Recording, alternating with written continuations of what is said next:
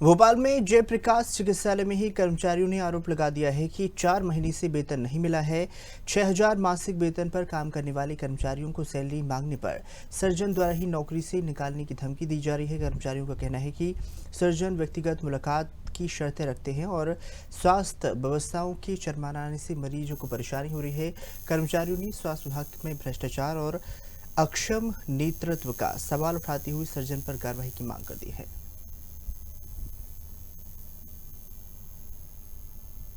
जैसे कि मध्य प्रदेश में स्वास्थ्य विभाग की जो है धज्जियां उड़ती नजर आ रही हैं, वहीं जो है कर्मचारियों पर भी जो है आए दिन अत्याचार की घटनाएं सामने आ रही हैं। इस वक्त हम है जयप्रकाश चिकित्सालय में, जिसे 1250 के नाम से जाना जाता है। वहां पर कर्मचारियों द्वारा जो है आज धरने पर बैठे हुए हैं पिछले कई दिनों से, क्योंकि उनकी सैलरियां नहीं आ रही हैं और कहा जा रहा है कि असभ्य टिप्पणियां इनके ऊपर करी जाती हैं। अगर ये सैलरी की बात करते हैं तो इनको अनाप शनाप कहा जाता है और नौकरी से निकालने का भी हवाला दिया जाता है, जिसको लेकर कई दिनों से धरने पर बैठे जयप्रकाश चिकित्सालय के कर्मचारी। आइए हम उनसे जानकारी लेते हैं, आखिरकार क्या वजह है जिसके कारण आज ये धरने पर बैठे हुए हैं। क्या हुआ है, ये धरने को लेकर क्यों बैठे हुए हैं? एक्चुअली जैसा कि आपने बताया कि हम लोग काफी दिन से धरने बैठे हैं। बैठने का रीजन सिर्फ इतना है कि ये सैलरी 4-4 6-6 महीने ड्यू रहती है इनकी। अभी इनकी जो पहले ठेकेदार थे प्रथम, उनकी सैलरी किसी की 4 महीने, किसी की 6 महीने, किसी की 2 महीने तक ड्यू है। जैसा ये पेपर है जिसपे कि अक्टूबर 23 से 25 तक पीएफ नहीं जमा हुआ है, एसआई नहीं जमा हुआ है। तो इस सब के लिए, इन मांगों के लेके हम बैठे हैं धरने पे। और जो लोग धरने पे बैठे हैं उनको धमकियां भी मिल रही हैं कि आपको नौकरी से निकाल दिया जाएगा। इस तरह की प्रतिक्रिया को अपनाते हैं यहाँ के सिविल सर्जन। क्या कुछ समस्याएं आ रही है, जैसे कि कहा जा रहा है समस्याएं महिलाओं पर, और सैलरी के साथ साथ इतने दिनों से बैठे हुए हैं। इससे पहले भी कई कर्मचारी जो धरने पर बैठे पर उनकी मांगे पूरी नहीं हुई। क्या लगता है आपको ऊपर? हाँ, हम जब तक हमारी मांगे नहीं पूरी होंगी, हम यहीं पे बैठे रहेंगे। हमारे सारे कर्मचारी हमारे साथ हैं, जितने भी आउटसोर्स कर्मचारी हैं। उनको अंदर, जो अंदर काम करते हुए आपको दिखेंगे, उन्हें हमने भेजा है सिर्फ इसलिए कि आम जनता को असुविधा ना हो। छोटे छोटे बच्चे हैं एनआईसीयू में, तो उनको देख रेख के लिए हमने लोगों को भेज दिया, कुछ लोगों को। लेकिन इस बार जब तक मांगे पूरी नहीं होंगी, हम लोग यहाँ से नहीं हटेंगे। हमारी मांगे हैं कि हमारे एसआईपीएफ जो 2 सालों से ड्यू है वो जमा किया जाए। हमारी सैलरी, सबकी जितनी बची हुई सैलरी है सब दे दी जाए। एरियस जो है वो भी नहीं मिला है। कलेक्टर गाइडलाइन के नीचे सफाई कर्मियों को यहाँ पे 6,000 रुपए सैलरी दी जा रही है। अब आप बताइए कि 6,000 रुपए कलेक्टर गाइडलाइन के कहाँ आ रहा है? कहीं से कहीं नहीं आ रहा है। उसमें भी 1-1 हजार रुपए अभी काट के मिली है सैलरी। तो इसी सब सिलसिले में हम लोग यहाँ बैठे हुए हैं। कितने महीने की सैलरी पेंडिंग आ रही है? देखिए, पहले सबकी 4 महीने की थी। अभी उनने बहुत प्रेशर दिया तो किसी की 2 डाली, किसी की 1 डाली। जब हमने प्रेशर दिया है, मतलब हम इस मामले में क्षेत्रीय विधायक, सीएम सर, देन उसके बाद स्वास्थ्य मंत्री, थाना हबीबगंज, हम सब जगह गए। तो जब बहुत दबाव पड़ा तो उन्हें एक नई वाली इंदौरिया जो भी हैं, उनने एक नई डाली और एक प्रथम ने डाली। किसी किसी की प्रथम ने तो डाली ही नहीं। प्रथम ने तो 2.5 साल से, 2023 से 2025 तक एएसआई और पीएफ भी नहीं जमा किया है। तो ये सब सुविधाएं हम लोगों को हो रही है। और सबसे बड़ी बात है कि ये महिला जो है, इधर आइए आप, इनके महिला ने गिड़गिड़ाती है जाके, सैलरी दे दो, 2 महीने 3 महीने की ड्यू रहती है। इसका दामाद तक मर गया, ब्याज पे पैसे उठा के काम चला रही है। उसके बाद भी सिविल सर्जन के सर पे कोई जू तक नहीं रेंग रही है।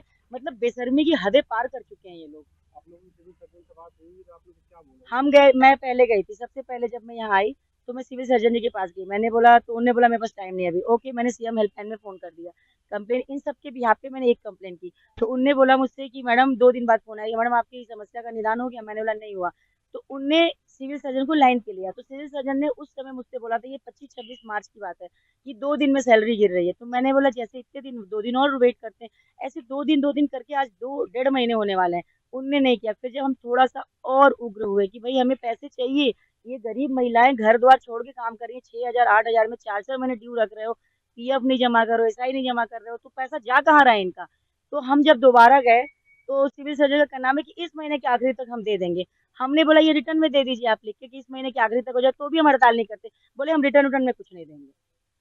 तो मतलब ये डलमल घोटाला था। देन उसके बाद हमने स्टेप्स लिए कि हम सीएम सर के पास गए, हम स्वास्थ्य मंत्री के पास गए, विधायक के पास गए, थाने गए। तब जब इतना दबाव बना है तो उन्होंने सिर्फ एक एक महीने की सैलरी डाली, और किसी किसी की तो 1 महीने की भी अभी नहीं आई है। ये है पूरा यहाँ पर मामला। कितने कर्मचारी हैं जिनकी यहाँ सैलरी पे नहीं पूरे आई? 150 कर्मचारी हैं, 150 से 200। और बहुत बहुत ज्यादा, जयप्रकाश अस्पताल में अगर आप अंदर से स्ट्रीम ऑपरेशन करेंगे तो इनके घोटालों की कोई लिस्ट नहीं, इतना घोटाला है। यहाँ पे कोई अनपढ़ है, उसको अकाउंटेंट बना के रखे हैं। जो अनपढ़ आदमी है, आप उसकी एजुकेशन अगर निकालेंगे तो पूरा अकाउंटेंसी देख रहा है।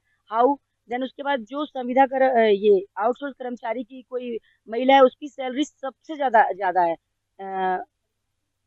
मतलब इन सब की 8,000, 10,000, 11,000 मैक्सिमम जा रही है। उसकी वेद त्रिपाठी जो उसकी वाइफ है, उसकी 17,000 समथिंग है। और वेद त्रिपाठी जो खुद ही आउटसोर्स कर्मचारी हैं, उनके बाद वो मुझे फोन करके धमकी दे रहे थे कि आप ये सब क्यों कर रही हैं, आपको क्या पड़ रही है। मैंने बोला भाई समाज में रहते हैं, जहाँ पे लोग परेशान है तो हेल्प करना तो बनता है ना हमारा। तो वेद त्रिपाठी को बहुत सारे डिपार्टमेंट देके रखे हैं, जननी का, इसका बहुत सारे डिपार्टमेंट, रिटर्न में आपको दे दूंगी सारे डिपार्टमेंट। देखो उसको इतना सारा क्यों दे के रखे, और जो सरकारी कर्मचारी बुढ़े हो चुके हैं, बुजुर्ग है, जिनको एक्सपीरियंस है, उनको वार्ड बॉय बना के रखे। तो ये बहुत सारे घोटाले चल रहे हैं इसके अंदर। जब भी सैलरी के लिए जाते थे ना तो सर हमें डरा धमका के भगा देते और फिर बोलते जो आना है तो पर्सनल आ जाइए, जिसको पैसे चाहिए आ जाइए, और एक ही जन आना, ऐसे बोलते थे। और गिड़गिड़ाते हैं कि हम आ जाएंगे, कल आ जाएगी, परसों आ जाएगी, ऐसे बोलते रहते। यहाँ पे सफाई करती हूँ और हम 3 महीने से सीएस के पास हर रोज जाते थे, सर हमारी पेमेंट दिलवा दीजिए, सर हमारी पेमेंट दिलवा दीजिए। हम बहुत परेशान हो गए थे सर, एक एक पैसे से परेशान। सर मेरी लड़की को 10वीं में पेपर थे, पेपर भी बिठाया नहीं, स्कूल वालों ने भगा दिया, बोलने लगे कि जब तक फीस नहीं भरोगे जब तक हम अपनी बच्ची को पेपर में नहीं बिठाएंगे।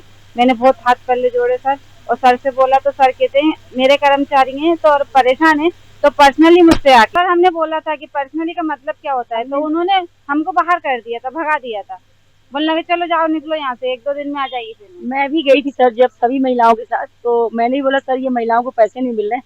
तो कहते हैं जिसको ज्यादा दिक्कत है पर्सनली मिलो ना। अब मैं उनसे ये जानना चाहती हूँ कि what is the means of personally. जब 50 लोग एक साथ जा रहे हैं कि पैसे दो, तो पर्सनली मिलने का क्या मतलब है। आप उनके कैमरे, उनके कार्यालय के कैमरे की रिकॉर्डिंग निकालेंगे तो उसमें भी उनने स्वयं ने बोला है कि जिसको ज्यादा दिक्कत है पर्सनली मिलो।